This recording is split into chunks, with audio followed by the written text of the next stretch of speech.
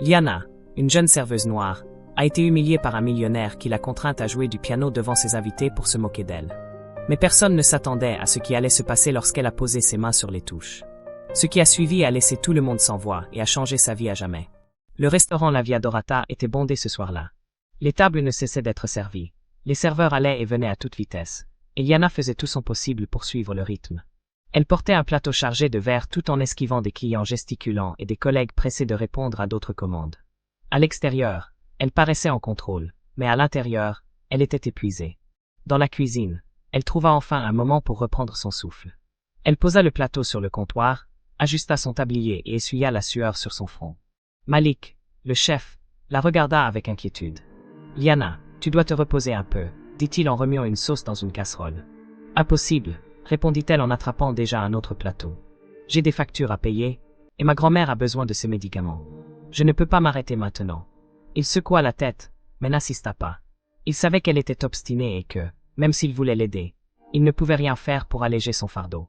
Alors qu'elle préparait des plats pour une autre table, son téléphone vibra dans sa poche. Jetant un coup d'œil rapide autour d'elle, elle décida de répondre. C'était sa sœur, Sophia. « Salut Sophia, tout va bien ?»« Oui, tout va bien », répondit une voix joyeuse mais un peu fatiguée. « Mamie va mieux aujourd'hui. On a passé la journée ensemble et on a fait de la soupe. » Liana sourit, soulagée. « Tu t'occupes de tout toute seule, pas vrai? Je devrais être là pour t'aider davantage. Liana, tu fais déjà tellement. On voit à quel point tu te bats. Et moi, je vais bien, vraiment. Bientôt, je pourrai aider aussi. » Ces mots la laissèrent pensive. Elle voulait croire sa sœur, mais elle ne pouvait s'empêcher de se sentir coupable. « Si jamais il y a quoi que ce soit, tu m'appelles, d'accord? N'hésite pas. Promis. Je t'aime, Liana. » Elle raccrocha avant que la boule dans sa gorge ne devienne trop grosse.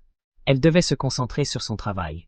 Dans la salle, alors qu'elle servait une autre table, une voix inhabituelle attira son attention. Grave, assurée, elle semblait capter celle de tout le monde autour. En se retournant, elle vit un homme élégamment vêtu dans un costume impeccable, assis seul. C'était Warren Kingsley, un homme d'affaires qu'elle connaissait de réputation. Il semblait l'analyser, examinant chaque détail d'un regard perçant. « Vous travaillez bien », dit-il sans préambule. « Je fais simplement mon travail, monsieur », répondit-elle en essayant de masquer le malaise que son regard lui inspirait. « J'organise une réception dans ma propriété. J'ai besoin de quelqu'un d'efficace et discret. Je paie bien. » Liana resta silencieuse un instant, hésitante. Ce genre d'opportunité ne se présentait pas tous les jours, mais quelque chose dans son ton la mettait sur ses gardes. « Je ne sais pas si je peux accepter. » Il arqua un sourcil et esquissa un sourire en coin. « Pensez Y comme une chance. Les gens comme vous n'en ont pas souvent, n'est-ce pas ?» Ces mots résonnèrent comme une gifle déguisée en compliment. Elle ravala son inconfort et promit d'y réfléchir. À la fin de son service, dans les vestiaires, Liana en parla à Marisa, une collègue. « Kingsley m'a proposé de travailler pour une soirée chez lui. Je ne sais pas. Je ne le sens pas trop. » Marisa interrompit. « Liana, tu es sérieuse? Ce type est plus riche que tout ce qu'on verra de notre vivant. Accepte. Ça t'aidera pour tes factures. » Elle savait que Marisa avait raison. Pourtant, il lui fallut du temps pour se décider. Le soir suivant, Liana arriva au portail doré de la propriété de Kingsley. Le jardin, parfaitement entretenu, semblait tout droit sorti d'un film. À l'intérieur, l'endroit était encore plus impressionnant. D'immenses lustres, des murs décorés de tableaux coûteux et des meubles dignes d'un musée. Un majordome l'accueillit et la conduisit jusqu'au salon principal, où Kingsley l'attendait déjà. Il semblait maîtriser chaque détail de la soirée, comme si tout tournait autour de lui. « Bienvenue, Liana », dit-il avec ce sourire indéchiffrable. « J'espère que vous êtes prête pour une soirée inoubliable. » Elle hocha simplement la tête, tentant de dissimuler sa nervosité. Quelques heures s'étaient écoulées, et la fête battait son plein. Le grand salon de la demeure de Kingsley était un défilé de tenues coûteuses, de rires forcés et de conversations creuses. Liana tentait de rester discrète tout en servant des flûtes de champagne, observant de loin ce monde qui semblait tourner uniquement autour des apparences. Malgré ses efforts pour se concentrer sur son travail, elle ne pouvait ignorer la sensation de ne pas être à sa place. Kingsley, près de la cheminée et entouré d'un petit groupe d'invités, paraissait toujours en contrôle. Mais son sourire commençait à s'effacer. Le pianiste engagé pour la soirée, censé offrir un moment musical mémorable, ne s'était pas présenté. Une irritation visible se lisait dans ses yeux. Liana ne put s'empêcher d'entendre une partie de la conversation. « C'est inadmissible, Warren », lança un homme en faisant tourner son champagne dans sa coupe. « Tu promets un spectacle, et tu nous laisses avec le silence ?» Kingsley pinça les lèvres, visiblement agacé par cette remarque. Puis, tout à coup, il claqua des doigts, comme si une idée venait de lui traverser l'esprit. Liana. Elle s'arrêta net, sentant son visage s'embraser. Elle se retourna lentement, tenant fermement son plateau contre elle. « Oui, monsieur ?» répondit-elle d'une voix respectueuse mais tendue. Kingsley esquissa un sourire qui se voulait aimable, mais qui la mettait étrangement mal à l'aise. « Je pensais que tu pourrais nous rendre un petit service. Quelque chose qui rendrait cette soirée inoubliable. » Elle fronça légèrement les sourcils, hésitante. « Bien sûr, monsieur, si cela est dans mes capacités. » Kingsley fit un geste en direction du grand piano à queue placé au centre de la pièce. « Pourquoi ne pas nous jouer un petit morceau?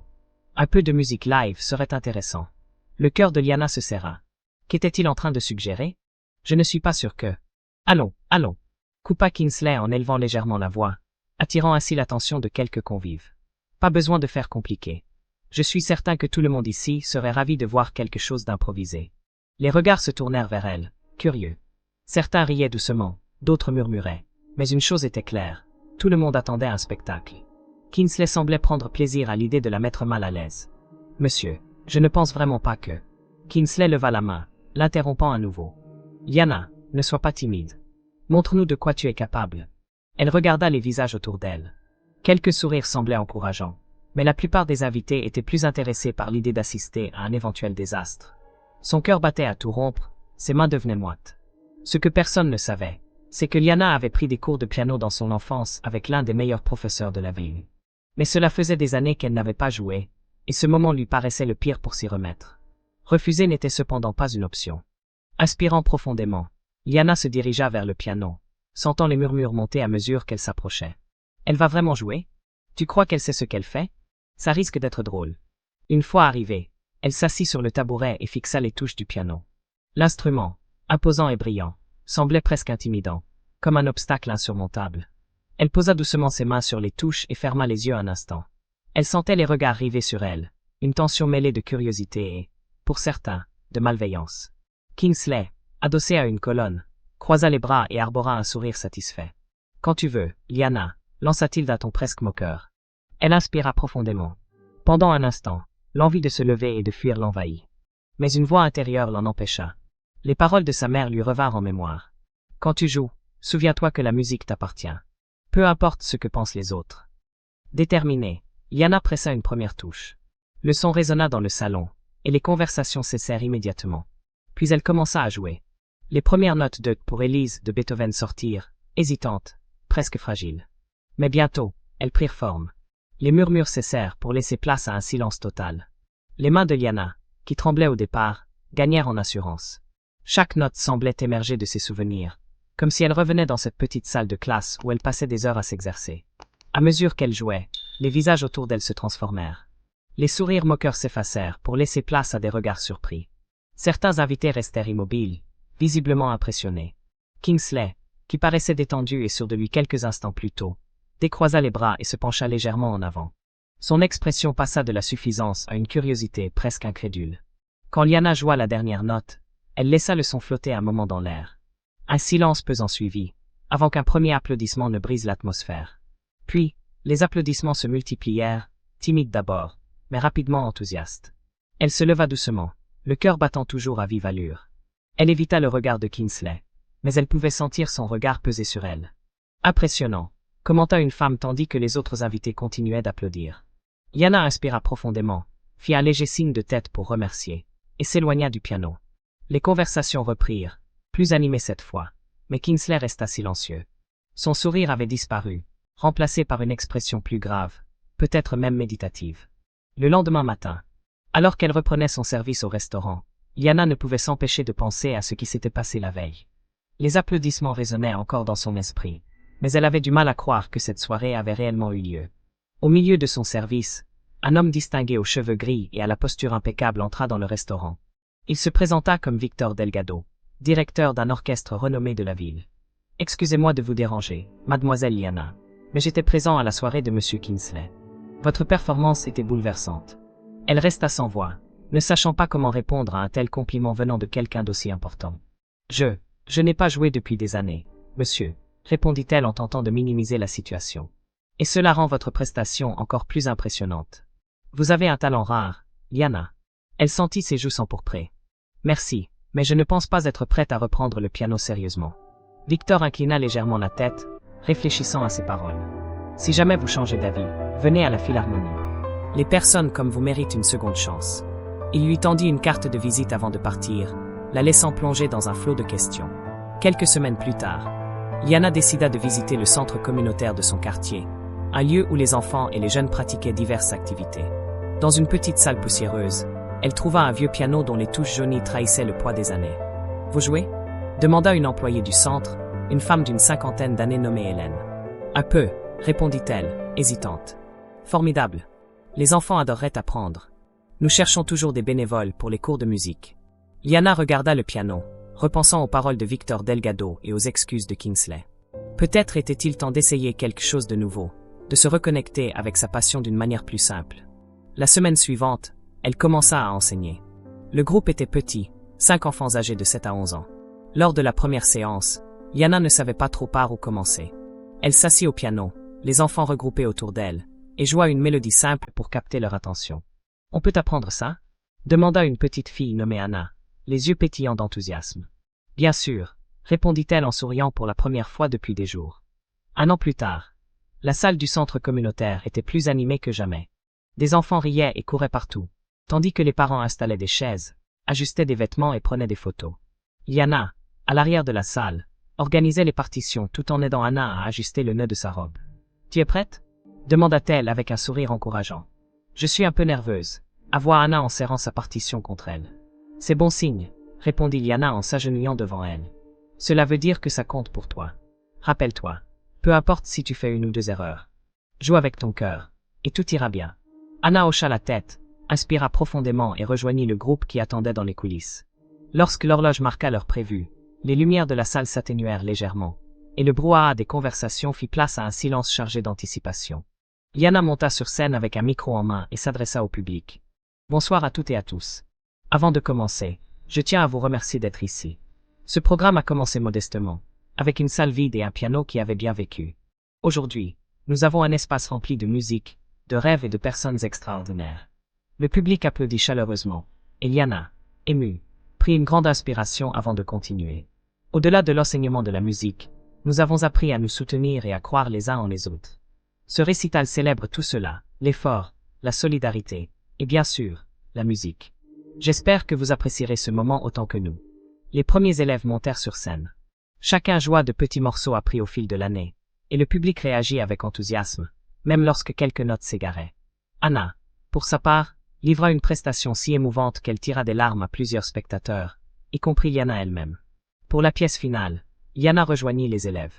Assise au piano, elle guida les enfants dans une interprétation collective de l'Ode à la joie. Leurs petites mains appliquées suivaient chaque note avec concentration.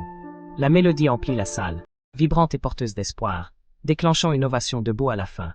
Après le récital, tandis que les parents embrassaient leurs enfants et prenaient encore plus de photos, Victor Delgado, installé discrètement au fond de la salle, s'approcha de Liana. « C'était extraordinaire, Liana, dit-il. Merci, monsieur Delgado. Ces enfants ont beaucoup de talent. Je leur ai juste montré la direction. Vous avez fait bien plus que cela. Vous avez transformé des vies, y compris la vôtre, si je peux me permettre, répondit-il avec un sourire.